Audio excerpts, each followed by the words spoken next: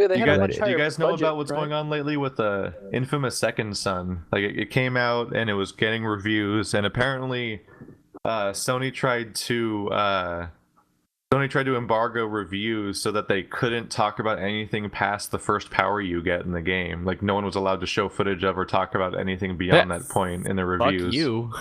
Yeah. I do what It I kind of want. defeats the purpose of a review, really, though. Yeah. And what was and it's really misleading and feels kind of cheap because I've played through Second Son now, and it's like everyone's like, oh yeah, first you get the smoke power and then you get the neon power, and then they can't talk about anything past that point. And I'm like, you basically get one more power and then the game ends. That's it. Oh wow. Yeah, I was gonna say like There's the four regular powers in the Infamous is entire like that game, too. and you have to beat the game to get the fourth power. I've seen some really entertaining glitches come out of that game earlier, though. Oh, yeah. A week ago, Chip Sheezum, if you know of him, posted a really hilarious video of like the guards walking at a like 15-degree angle from the ground, and they're like scooting along, and they're having serious clipping issues, and then immediately like bounce up and then just start wailing on him and shooting him and stuff. It was very funny to watch. Wait, so are they sliding around on the sidewalk like they're like race cars or something? No, well, they're walking, but they're like What? at a 15-degree angle backwards, like they're leaning. Oh, they're just like slightly tilted back, like they're really smug. No, not slightly, extremely. So you mean 15 degrees off the sidewalk, right? Yes. Oh, Oh, I God. love this GIF. And- Yeah. Like, Oh, it's no. kind of glitches like that make me really want to do like stuff like Goat Simulator. But it's kind of one of those. It's like trying to catch lightning in a bottle. You're never sure if you're actually going to get a bug at all, or if it's going to be a completely like perfect game experience. Yeah, I can feel that. It's I've been caught off guard by just how quickly I 100%ed Infamous 3 or Infamous Second Son as they call it. Like the previous Infamous games had almost crippling amounts of side content. Like the second game in particular, in Infamous 2, every single region of the game has its own side quest you have to complete in order to liberate that section and make it part of your territory or whatever. And in Infamous Second Son, there's no side quests. Like there's, they have those sort of like they have those open world events, like how Infamous 2 has stuff like you would be like, there'd be like a mine, there'd be like a blast shard bomb on the wall, and you have to disarm the bomb and save the person, and you get a blast shard out of it, and that's it. Like it's a one little like 2-second thing. That's basically 100% of the side content in Infamous Second Son. You're not painting it in a very good light.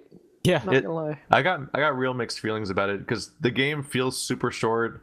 It doesn't feel like there's much to it, and there's an entire side quest called Paper Trail that's all like ARG, like online stuff, and they're doing that gimmick where they roll out the content once a week, even though it's already, I'm pretty sure it's already all on the disc and stuff, where they make you like investigate these murders, and then you take a picture of the murders, and then they send you to a website to solve a puzzle on a website so that you can get the next quest in the game. That's By more which I mean, annoying like, than anything else. It is. Yeah. It really is annoying, and the side content is mostly just like, go get these drug dealers. I'm like, I already did that 500 times in the main story. It's like, well, now you get to do it with another story. I'm like, well, that's good for you. Well, The best thing I can say about Infamous Second Son is that basically every power in the game is pretty much awesome, especially the ways that they let you move around the environment, and they actually are like, they have a good amount of overlap so that you don't feel crippled the moment you switch between them, because like there's certain basic actions that are true for all of them, but then they all have something that makes them feel unique, and they all look really cool, and they take good advantage of the hardware and everything. And the like overall presentation and storyline and like the actual characters you see with the crazy motion capture and another great performance from Troy Baker is really good. The guy that played the protagonist in The Last of Us and BioShock Infinite is also the protagonist of Infamous Second Son, and he does a great job. He is the protagonist in like everything. Everything that Nolan North isn't. Yeah, pretty much actually. I don't remember. It must have been on Reddit, but I saw it's like, these aren't the games of the year. This guy is the game of the year, and it is just. He's just in every single game He people really care is. about this like last year or so. I mean, you have to think, like, I wonder, at some point you wonder how much effort goes into doing like voiceovers for certain stuff, but at the same time, you go like, how much fucking free time does this guy have? Yeah, because he's well, in like it's his job too. Yeah, but If no, you're working but full time. Here's the problem: is like it's not even working full time. It's like he does all these video games, and he also is the voice in a ton of fucking TV shows and cartoons, and then at the same time, he still has to like have a family. So it's like, how the fuck does this dude manage time, and how does he even talk to people? Like, 'cause, do you want to talk he's also anymore? showing up on tabletop and stuff like You know, that. Yeah, like fuck. I bet his entire family is he doesn't have a family. He just like lives in a monastery of He's like a pet rat. Well, I was gonna say he lives with a bunch of those like selective mute monk type people that just never talk. I imagined he lived in like a funhouse mirror, and he just made up different voices for each view he could see in the mirror. Did we just turn Troy Baker into Ace Ventura? Well, except for like he doesn't even come up with new voices. It's largely the same too, because he's just generic dad 1 through like 10 in pretty much all of them, except for I guess Infamous Second Son, where I hope he's not a dad. That'd be weird.